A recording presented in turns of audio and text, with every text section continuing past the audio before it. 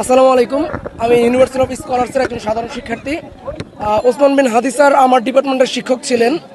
তিনি আমাদেরকে Bangladesh studies, philosophy বিভিন্ন বিষয়ে শিক্ষকতা নিতেন।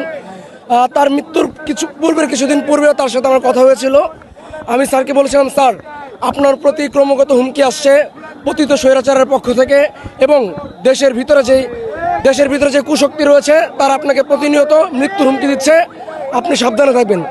প্রতি উত্তরে স্যার আমাকে বলেছিল, দেখ ইমরান, মৃত্যুর ফয়সালা আসমান হয়, জমিনে না। হয়তো আমি হাদি মারা যাব, আমার পরবর্তীতে নতুন আরো হাদি আসবে। আমাদের এই সংগ্রাম ইমরান চলবে। স্যারের সাথে আমার গত রোজা ইফতার করার কথা ছিল, আমি করতে পারিনি। আমাদের মৃত্যুর আগ পর্যন্ত আক্ষেপ থাকবে, আমরা একজন হাদি পেয়েও আমরা হারিয়ে ফেলেছি। হয়তো একজন হাদি মারা গিয়েছে, কিন্তু মনে রাখবেন যুগে যুগে অনেক হাদিরা ফিরে আসবে।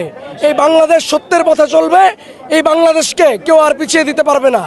এই এক হাদি মারা গিয়ে আমাদেরকে দেখিয়ে গিয়েছে যে লক্ষ হাদি ফিরে আসবে।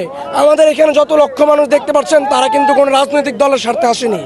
এখানে সকলের রাজনৈতিক মতাদর্শ আছে, আমার আছে, আপনার আছে, সকলের আছে, কিন্তু আমরা এখানে সাধারণ জনতার পক্ষে এসেছি, জনতার কাতারে এসেছি। সুতরাং আমরা আজকের এখান থেকে বলে দিতে চাই, ভবিষ্যতে যেন কোনো হাদির বুকে গুলি না চালানো হয়।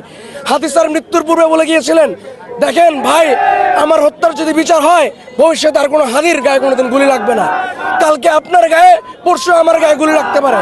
সুতরাং রাষ্ট্রের অভ্যন্তরে লুকিয়ে থাকা সন্ত্রাসীদের বলে দিতে চাই, যদি হাদি স্যারের বিচার না করা হয়, আগামীতে রাষ্ট্রে কঠিন পরিমাণে ব্লকেট দেওয়া হবে। এই ব্লকেট কোনো রাজনৈতিক দল দিবে না, এই ব্লকেট দিবে ছাত্র জনতা। বাংলাদেশের জনগণ রুখে দাঁড়াবে। প্রয়োজনে আরেকটি প্রতি বিপ্লব হবে, এই প্রতি বিপ্লব দিয়ে বাংলাদেশ পুনরায় আবার স্বাধীন হবে। আমরা এখনো 24 পরবর্তী সময়ে স্বাধীনতা হতে পারিনি। আপনারা দেখতে পেয়েছেন 24 পরবর্তী সময় শুধু হাদি নয়, 24 পরবর্তী সময় এরকম লক্ষ লক্ষ মানুষ আপনার শহীদ হয়েছে, হাজার হাজার মানুষ মারা গিয়েছে। জীবনের নিরাপত্তা নেই, ইন্টারিয়াম সরকার আমাদের নিরাপত্তা দিতে ব্যর্থ হয়েছে। আপনারা দেখতে পারেন রাস্তাঘাটে দিনে দুপুরে ধর্ষণ, দিনে দুপুরে ডাকাতি হচ্ছে। এটা পতিত ফ্যাসিস্টের যোগসাজশই হচ্ছে। সুতরাং এখান থেকে আমি সাধারণ জনগণ এবং সরকারকে বলে দিতে চাই, আপনারা যদি কার্যত নিরাপত্তা ব্যবস্থা গ্রহণ না করেন, বাংলাদেশের জনগণ আবারও নেমে আসবে, আবার একটি বাঁচাঘোষ আসবে, এবং এই বিপ্লবে বাংলাদেশের থেকে যত পতিত স্বৈরাচারের সন্ত্রাসী সবার মৃত্যু হবে। আসলে পৃথিবীর ইতিহাসে আপনার অনেকগুলো জানাজা হয়েছিল। বাংলাদেশের ইতিহাসে কয়েকটি গুরুত্বপূর্ণ জানাজার মধ্যে একটি জানাজা ছিল শহীদ প্রেসিডেন্ট জিয়াউর রহমানের জানাজা। পরবর্তীতে আল্লামা সাঈদীর জানাজা ছিল।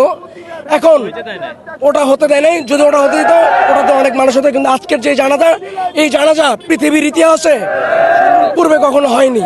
আশা করি অদূর ভবিষ্যতেও হবে না, এতটুকু বলতে চাই। আর আমরা শুধু এতটুকু বলতে চাই, হাদি স্যারের জন্য সবাই দোয়া করবেন। উনি আমার শিক্ষক, আমি এখানে ওনার শিক্ষার্থী হিসেবে এসেছি। আপনারা সবাই ওনার জন্য দোয়া করবেন, যেন আর কোনোদিন কোনো হাদির বুকে গুলি না লাগে। বাংলাদেশ জিন্দাবাদ, ইনকিলাব জিন্দাবাদ।